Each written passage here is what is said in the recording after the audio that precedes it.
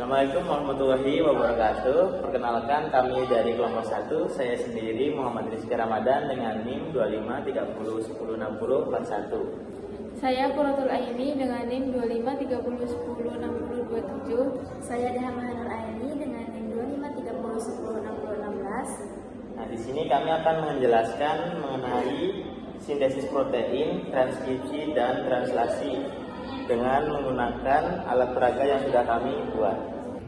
Sebelum memaparkan komponen alat peraga, mari kita tinjau kembali definisi fundamentalnya. Sintesis protein merupakan proses anabolisme berupa penerjemahan kode genetik yang terdapat pada asam nukleat atau DNA menjadi rangkaian asam amino untuk membentuk rantai polipeptida atau protein yang spesifik. Proses ini merupakan implementasi dari dogma sentral biomolekuler di mana aliran informasi genetik mengalir dari DNA, RNA, dan protein.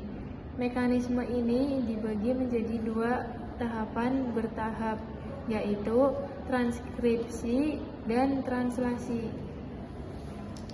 Alat peraga ini memvisualisikan dua kompartemen selur utama yang dipisahkan oleh struktur membran inti atau karioteka yang bersifat selektif permeabel. Membran inti merupakan lapisan ganda atau bilayer yang membungkus dan melindungi inti sel atau nukleus. Membran inti memegang peran sebagai gerbang transisi dalam alur sintesis protein. Masuk ke kompartemen intermaterial di dalam nukleus. Yang pertama, model DNA atau deoksiribonukleoasid. Direpresentasikan sebagai struktur tangga berlipin ganda atau double helix antiparalel. Komponen ini bertindak sebagai master cetakan atau template yang menyimpan lokus informasi genetik makhluk hidup. Dengan melalui proses transkripsi, mRNA atau mRNA duta berupa rantai tunggal atau single stranded polinukleotida hasil transkripsi yang membawa hasil kode genetik atau kodon dari nukleus menuju sitoplasma.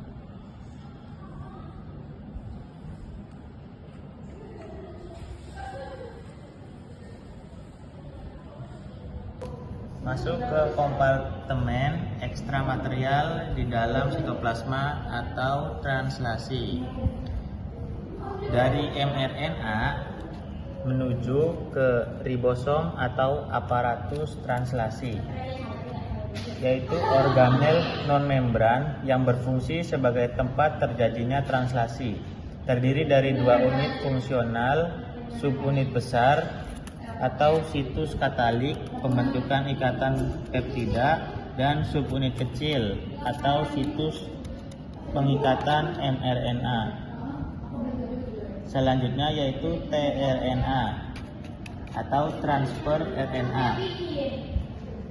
RNA unit tunggal yang melipat membentuk struktur daun semanggi atau clover berfungsi mentransfer asam amino spesifik dari sitosol ke ribosom. Memiliki tripet basa nitrogen spesifik di bagian bawah yang disebut antikodon. Selanjutnya yaitu rantai polipeptida, yaitu rangkaian monomer asam amino yang dihubungkan oleh ikatan peptida kovalen. Polipeptida ini merupakan struktur primer protein sebelum mengalami pelipatan atau folding menjadi protein fungsional. Rantai polipeptida terdiri dari metionin, arginin, valin, lisin, dan metionin. Alur mekanisme sintesis protein. Mekanisme berjalan secara linear dari arah nukleus atau kiri menuju sitoplasma atau kanan. Tahap 1 ada transkripsi yang terjadi di nukleus. Yang pertama, inisiasi dan elongasi. Enzim RNA polimerase membuka heliks ganda DNA salah satu untai DNA yang dijadikan cetakan untuk mensintesis untai komplementernya, yaitu pita mRNA. Tahap kedua itu ada translokasi mRNA. Setelah melalui proses pematangan, mRNA keluar dari nukleus pada membran inti menuju sitoplasma guna menemukan ribosom. Tahap 3 ada translasi yang terjadi di sitoplasma. mRNA berikatan dengan subunit kecil ribosom. Ribosom memindai mRNA hingga menemukan kodon inisiasi, yaitu triplet AUG.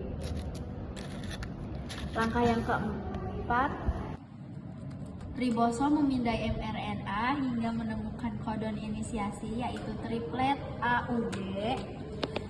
Langkah keempat, ada pengenalan, yaitu kodon antikodon molekul tRNA yang membawa antikodon komplementer UAC datang mendekat dan menempel pada kodon AUG. tRNA ini melangsungkan asam amino pertama, yaitu metionin. Selanjutnya subunit besar ribosom bergabung membentuk kompleks inisiasi yang utuh. Yang kelima ada tahap elongasi atau perpanjangan rantai. Ribosom bergerak sepanjang mRNA per 3 basa atau 1 kodon. tRNA berikutnya membawa asam amino baru sesuai kodon. Enzim peptidil transferase pada subunit besar kemudian mengkatalisis pembentukan ikatan peptida antara asam amino yang baru dengan asam amino sebelumnya. tRNA yang telah melepaskan asam amino akan keluar dari ribosom, sementara rantai polipeptida terus memanjang.